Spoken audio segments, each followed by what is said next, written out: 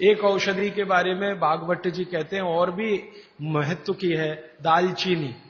दालचीनी के बारे में भागवत जी कह रहे हैं कि वायु के जितने भी प्रकोप हैं, जैसे दमा, अस्थमा, ये वायु की बीमारियां, अस्थमा, दमा, वात की बीमारियां वायु की, तो इनको खत्म करने में या समाप्त करने में या इन बीमारियों को ठीक करने में बड़ी मदद करता है दालचीनी।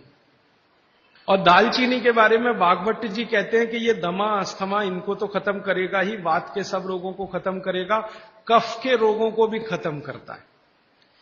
कफ के रोग आप समझते हैं, खांसी है, सर्दी है, जुकाम है, मोटापा है, वजन बढ़ना, ये सब कफ के रोग हैं।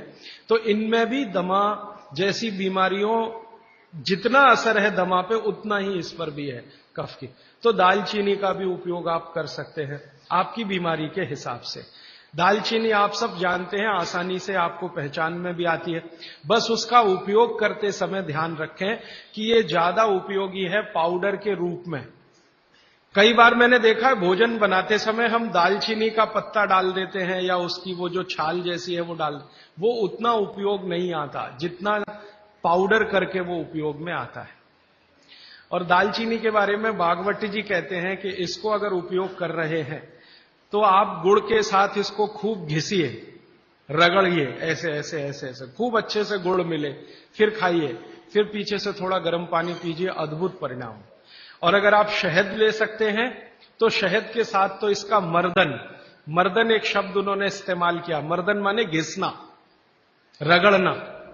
तो वो कहते हैं कि खूब रगड़ करके, मर्दन करके शहद में ऐसे ऐसे ऐसे ऐसे 5-7 मिनट, फिर चाटिए और थोड़ा हल्का गुनगुना पानी पीजिए, तो आपके शरीर के कम से कम तो 50 रोग ये अकेला दालचीनी खत्म कर देगा, कम से कम 50।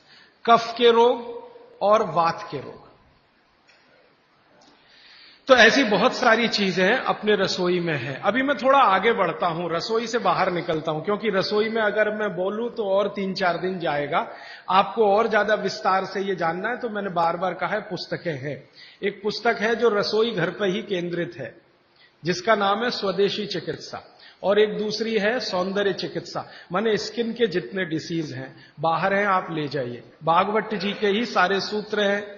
बस इतना ही हमने किया है कि भाषा थोड़ी सरल की है और उपयोग आप कर सकें आज के समय में, उस हिसाब से उस सूत्र को लिखा है। लेकिन जितने सूत्र हैं किताबों में वो सब परीक्षण करके लिखे गए। 6-7 साल हमने खूब परीक्षण किया है, परिणाम मिले हैं तभी उनको लिखा है, ताकि किसी को फायदा तो हम दें, अच्छा है, नुकसान किसी का ना हो हमारे कहने और करने से।